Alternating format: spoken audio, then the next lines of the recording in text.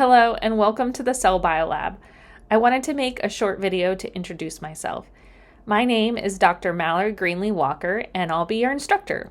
I'm actually going to miss week 1 of our lab because I'm going to be presenting our lab's research at the Society of Leukocyte Biology's annual meeting, and I'm really excited to do that. So you'll have a substitute in week 1, instructor Jen Vanderkellen, and she's taught this class many times before, so you'll be in good hands. But I wanted to give you a little bit of detail about myself. So I am an immunologist and I study a group of cells called phagocytes. And here's a video of one type of phagocyte called a neutrophil.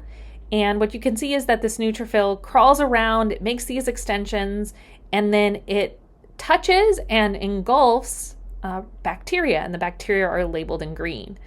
And I became really interested in these cells all the way back when I was an undergrad, and I've worked on them ever since. And so that's what I'll be talking about at the research conference in week 1. But I wanted to just take a second to introduce this class to you. Okay, so here are the goals of this lab. Like any lab, you're going to employ a variety of techniques. And in this lab, we're going to be using techniques like flow cytometry, immunofluorescence, and cell culture to investigate processes in cell biology.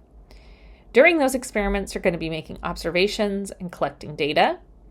And at the end, you'll evaluate whether the evidence you've collected supports your line of thinking, which is an inference, or not.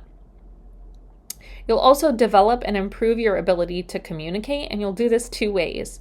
1, by writing reports, and 2, at the end of the quarter, by giving a presentation. And when you write reports, you're going to be using conventions or writing conventions in the field of cell biology. And then finally, that should say point number 5, you'll want to improve your ability to effectively work in a team. So here's our schedule at a glance. So in week 1, you're going to be doing an experiment, investigating cell movement, and analyzing experimental design.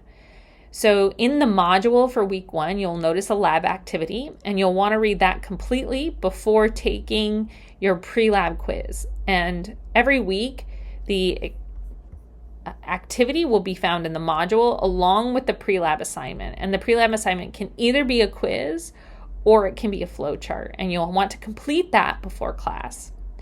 Following class that Friday, so we'll meet on Wednesday, and that Friday you'll have a methods quiz due, and this method quiz will be questions about either the method or experimental design.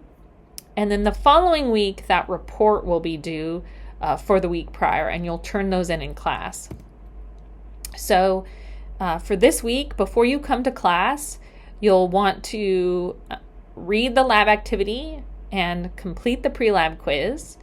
And then after class, you'll do the methods quiz by Friday. And then the next class, you'll turn in the lab report as well as a pre-lab flow chart for the following week. So let's talk about how these assessments contribute to your grade. So the pre-lab assignments and the methods quizzes are each worth 17%. And this is solo work. You'll do these quizzes and assignments individually.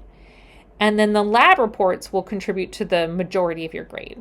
So in class, when you do experiments, you usually work in groups of 3 or 4.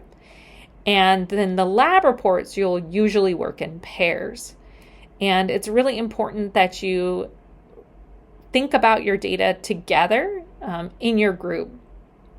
And the instructors that have taught this class for many years have observed that when people really discuss the data together, when they come up with an outline together, that lab report gets written a lot more quickly, and it's written a lot better. And so those lab reports usually receive higher grades. So you really want to be discussing the data together and taking that opportunity to write the report together.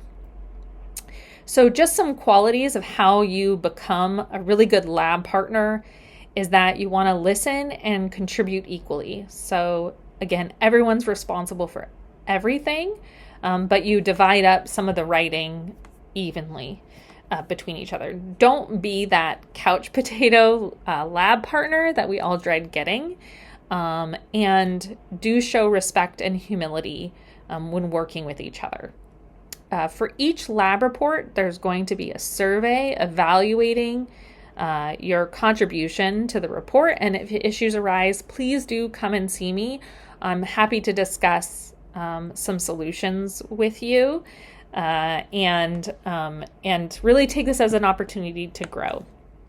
So that's it that I have for this video, and I look forward to meeting everyone in week 2. Thanks, bye.